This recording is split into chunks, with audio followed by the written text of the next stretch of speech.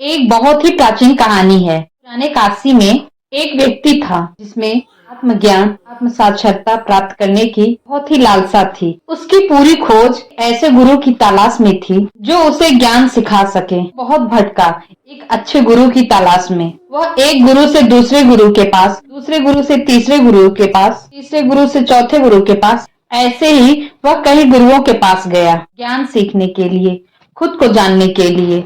लेकिन कुछ भी नहीं हो रहा था, उसके अंदर शांति नहीं थी। ऐसे करके सालों बीत गए। अब वो थक चुका था, हताश हो चुका था, क्योंकि उसकी तलाश पूरी नहीं हो रही थी। फिर किसी ने उससे कहा कि तुम अगर सचमुच में गुरु की तलाश करना चाहते हो तो तुम्हें हिमालय जाना होगा। कहते हैं हिमालय की दुर्गम पहाड़ियों में एक योगी रहता है। कोई नहीं जानता कि वो योगी कहाँ रहता है, क्योंकि आज तक वो किसी से मिला ही नहीं।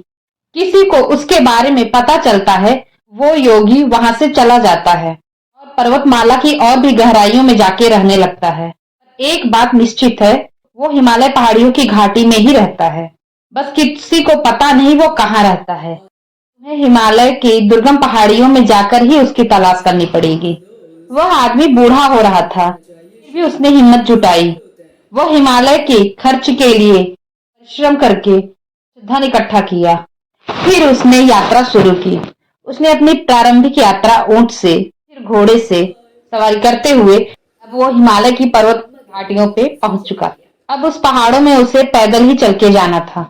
वहां पे पर्वत की निचली घाटियों पे रहने वाले निवासियों से योगी के बारे में जानने की कोशिश की, तो वहां के स्थानीय लोगों ने बताया कि हाँ, हमने भी उस योगी के बारे में सुना है। वह बहुत ही प्राचीन है, कोई भी नहीं बता सकता वो कितना पुराना है। शायद 300 साल का हो या 500 साल का भी हो, कोई नहीं बता सकता। वह इसी हिमालय पर्वत में कहीं तो रहता है, पर जगह आपको हम नहीं बता सकते, क्योंकि हम में से किसी को भी इस बात की जानकारी नहीं है कि आप उसको वास्तव में कहाँ पाएंगे। लेकिन समय समय पर इस बात के सबूत मिलते रहते हैं कि वो योगी रहता इसी हिमालय में है। अगर आप उसको बहुत खोजते हैं तो आप अवश्य ही उसे ढूंढ पाएंगे। वह व्यक्ति उस योगी को ढूंढने के लिए उस हिमालय में गया। उसने पहले एक चोटी में ढूंढा, फिर दूसरी चोटी में, फिर तीसरी चोटी में। ऐसे ही वह उस योगी को ढूंढता रहा। 2 साल बीत गए उसे योगी को ढूंढते हुए, लेकिन वह अब भी उस योगी की खोज में लगा हुआ था। लेकिन वो बहुत थक चुका था। कई बार तो उसके मरने जैसी हालत हो जाती थी। वह जंगली फल, पत्तों और घास की वजह से जिंदा था। बहुत ही ज्यादा पतला हो चुका था, उसकी हड्डियां दिख रही थीं, लेकिन फिर भी वह खोज में लगा हुआ था। उसका इरादा पक्का था कि उसे उस रहस्यमयी योगी को खोजना ही है, भले इस खोज में उसकी जान क्यों न चली जाए। ये उसको मंजूर था। लेकिन आप समझ सकते हैं एक दिन उसके साथ क्या हुआ। एक दिन उसने एक घास की कुटिया देखी। वह इतना थक चुका था कि वो चल भी नहीं पा रहा था।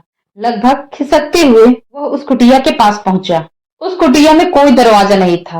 उसने अंदर देखा तो उस कुटिया में कोई भी नहीं था। उस कुटिया को देखकर ऐसा लग रहा था जैसे सालों से इस कुटिया के भीतर कोई भी नहीं था। उस इंसान को लगा वो योगी अब शायद इस दुनिया में नहीं रहा। आप सोच ही सकते हैं उस इंसान को अपनी कितनी बड़ी हार महसूस हुई होगी, और वो जमीन पर गिर गया। बहुत ही गहरी सांस छोड़ते हुए कहता है, मैं हार मानता हूँ। वह वहां हिमालय की ठंडी हवा में सूरज के नीचे लेटा हुआ था। अब उसके अंदर से किसी भी तरह की तलाश की आशा खत्म हो चुकी थी। सारा विचार खत्म हो चुका था। वह बस शांति से लेटा हुआ था और जिंदगी में पहली बार उसे इतना आनंद महसूस हो रहा था। ऐसा आनंद उसने कभी भी नहीं चखा था। अचानक उसे हल्कापन महसूस होने लगा। अचानक उसके सभी विचार गायब हो गए। अचानक उसे लगने लगा कि वो इस दुनिया में ही नहीं है। उसकी शरीर और उसकी आत्मा दो अलग अलग चीज हैं। ये सब उसके साथ हो रहा था। क्यों? क्योंकि उसने कुछ भी नहीं किया था। वह बस खुद के भीतर देख रहा था। फिर अचानक उससे महसूस हुआ कि कोई उसकी तरफ झुका हुआ है। उसने आंखें खोली।